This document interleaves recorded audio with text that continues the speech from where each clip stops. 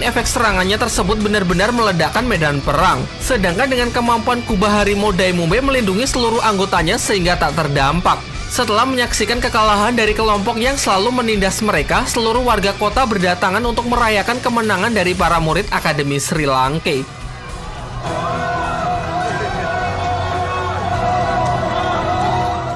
Singkat cerita, mereka semua kembali ke penginapan untuk memulihkan tenaga dan mengobati luka pasca pertempuran sebelum kembali melanjutkan perjalanan.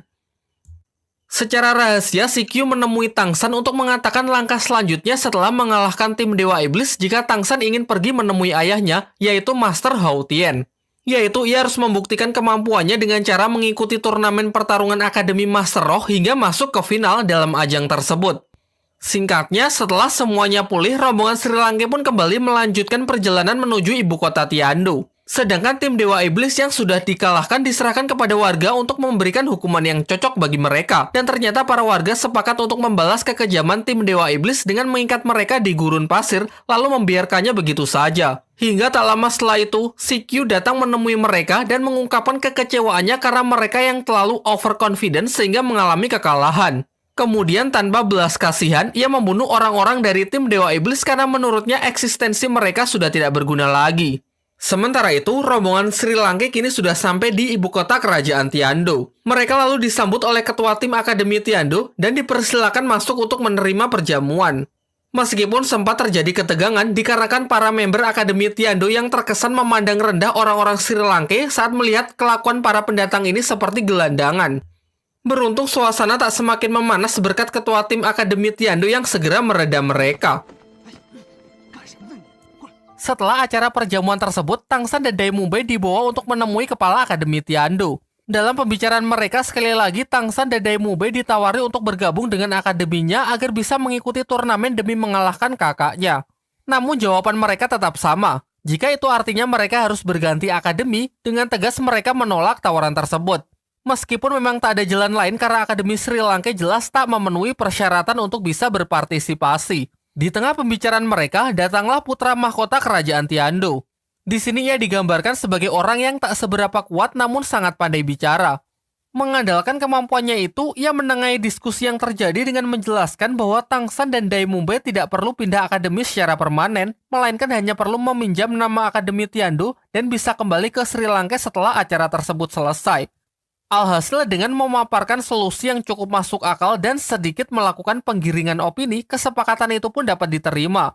Sementara itu, member Akademi Tiandu yang masih kesal dengan para murid Sri Lanka di perjamuan sebelumnya mencari ketua tim Sri Lanka dengan mendatangi penginapan mereka untuk menantangnya bertarung. Namun karena Daimube tak ada di sana, Xiaowu yang diberi kesempatan untuk meladeninya. Walaupun sama-sama memiliki 3 cincin roh, ternyata Xiaowu bisa dengan mudah menghajar dan mengalahkannya. Sayangnya masalah ini berbuntut panjang karena anak yang dihajar Xiaowu diketahui adalah keturunan bangsawan. Ia sebagai bocah tukang ngadu melaporkan masalah ini ke atasannya dengan tuduhan Akademi Sri Lanka telah membulinya. Laporan ini pun ditanggapi serius oleh perwakilan bangsawan dengan menjelaskan bahwa melukai anggota bangsawan termasuk suatu penghinaan. Lantas karena hal tersebut, ia ingin membatalkan kesepakatan dan mengusir orang-orang Sri Lanka dari kerajaan Tiandu. Lagi-lagi putra mahkota datang di waktu yang tepat untuk menyampaikan opininya terkait masalah ini. Menurutnya perkelahian antar murid adalah hal yang biasa terjadi dan justru bagus untuk mengukur kemampuan mereka. Ditambah lagi fakta bahwa Daimube juga merupakan anggota bangsawan membuat derajat mereka setara sehingga tak ada yang perlu dipermasalahkan. Di tengah pembicaraan mereka, tiba-tiba seorang kakek muncul dan langsung menyerang orang-orang Sri Lanka. Semuanya pun dibuat sama sekali tak berkutik karena si kakek legend ini adalah seorang master roh mulia dengan 9 cincin yang melekat pada tubuhnya. Diketahui ia dipanggil sebagai kakek Dugu, yang merupakan senior dari klan Duguyan. Ternyata kedatangannya ke sini adalah untuk mencari Tangsan terkait racun yang telah mengkontaminasi tubuh cucunya.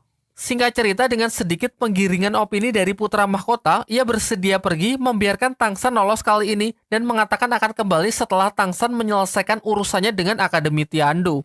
Meskipun hal ini membuat orang-orang Sri Lanka tak jadi diusir, kejadian tersebut membuat hubungan yang cukup tegang dengan pihak Akademi Tiandu. Putra mahkota pun mengambil solusi agar orang-orang Sri Lanka dialihkan ke Akademi Lanba, sebuah akademi kecil yang juga merupakan bagian dari kerajaan Tiandu. Dijelaskan bahwa Akademi Lanba sudah tidak memiliki murid, namun masih dipimpin oleh seorang kepala akademi. Jadi alternatif lain agar mereka tetap bisa mengikuti turnamen adalah dengan meminjam nama akademi tersebut. Singkat cerita, sampailah mereka di Akademi Lanba yang nampak kumuh dan tidak terurus. Sang kepala akademi adalah seorang wanita yang bernama Liu Erlong. Yang diceritakan adalah teman lama dari Master Xiao dan Pak Kepala Akademi Sri Lanka. Terungkap juga kalau Liu Erlong dulu sempat menyukai Master Xiao. Namun perasaannya bertepuk sebelah tangan karena kala itu Master Xiao telah jatuh hati kepada wanita lain yang bernama Bibi Dong yang sekarang menjabat sebagai kepala akademi di Balai Roh Pelindung. Meskipun pada akhirnya hubungan mereka kandas juga karena Bibi Dong telah dijodohkan dengan pria lain. Setelah cukup nostalgia, mereka disambut dengan baik dan dipersilakan untuk tinggal di akademi tersebut. Pak Kepala Akademi lalu menjelaskan bahwa di masa lalu dirinya, Master Xiao, dan Liu Erlong adalah rekan satu tim yang cukup melegenda yang dijuluki sebagai segitiga besi emas.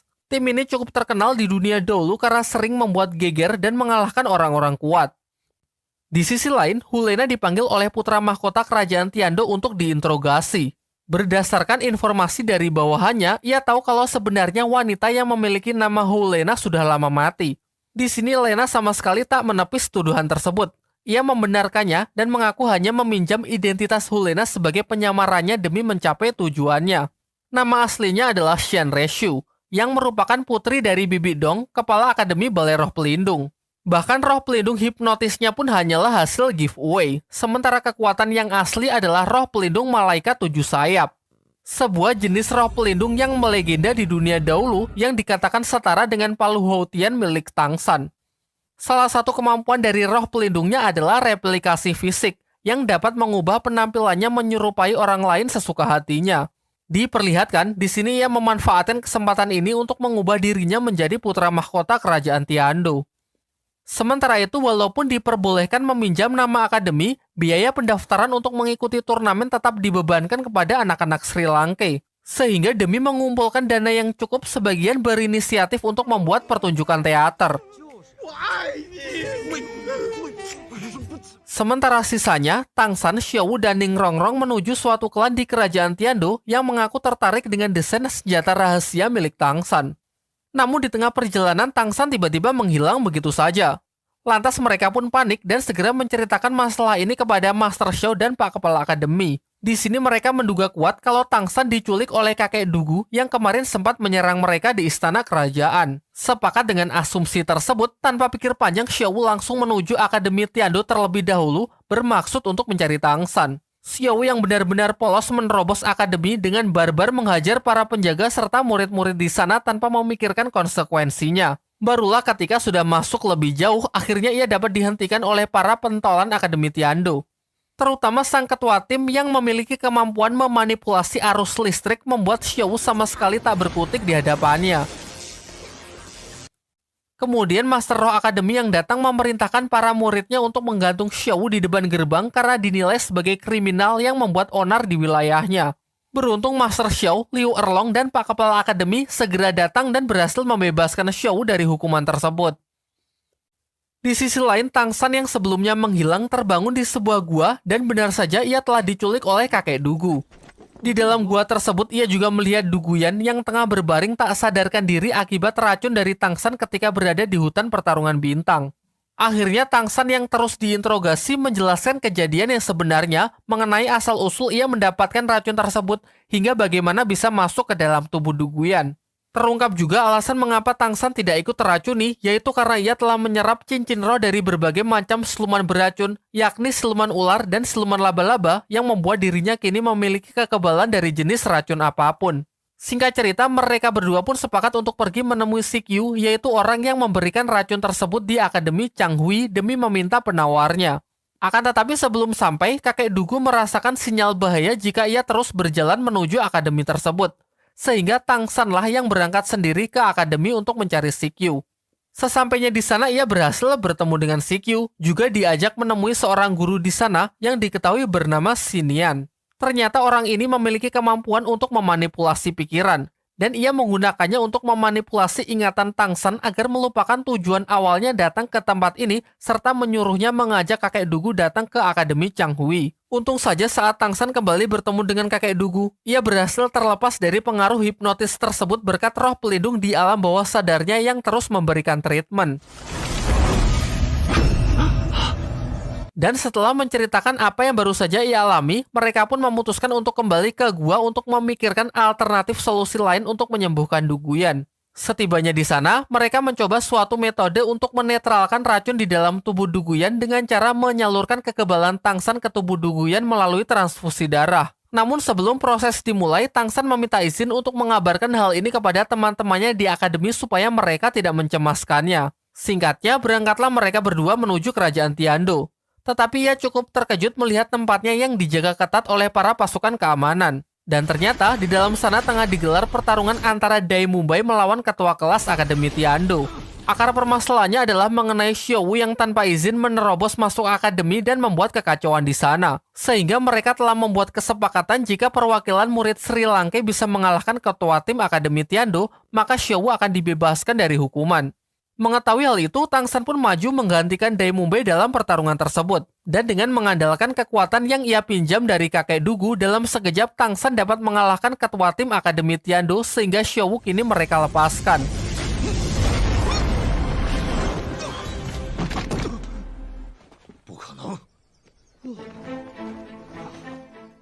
Setelah kericuhan itu, Tang San pun segera berlari menuju penginapan untuk melihat kondisi Xiaowu. Dan singkat cerita, ia mengajak Xiaowu untuk ikut bersamanya kembali ke gua demi melanjutkan proses transfusi darah guna menyembuhkan Duguyan.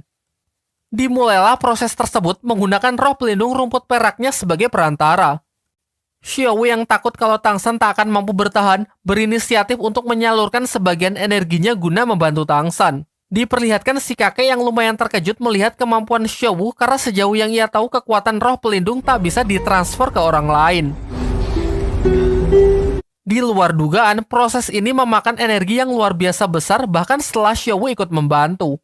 Ditunjukkan satu persatu kalau cincin roh Xiaowu perlahan mulai lenyap akibat transfer energi yang melampaui limit hariannya. Di waktu yang bersamaan, Master Xiao yang baru tahu kalau Tang San dimanfaatkan untuk menetralkan racun di tubuh Duguyan, merasa sangat cemas karena berdasarkan teorinya proses tersebut dapat menguras seluruh energi bahkan bisa membunuh Tang San. Lantas mereka bertiga pun sepakat untuk pergi menuju lokasi mengandalkan penciuman tajam dari roh pelindung Master Xiao demi menghentikan proses tersebut. Akan tetapi sebelum sempat menemui muridnya, di depan mereka sudah dihadang oleh kakek Dugu yang menolak mereka mengganggu proses penyembuhan cucunya. Sehingga pertarungan pun tak terhindarkan.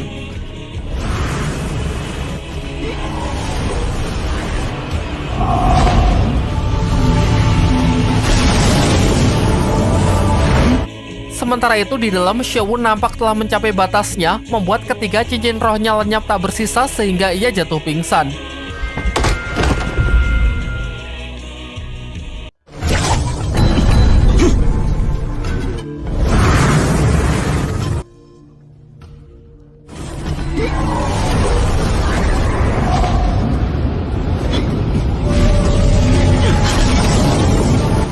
Beruntung sebelum sempat ada yang terluka, Tang San segera datang untuk menghentikan mereka sembari mengatakan kalau operasinya telah berhasil.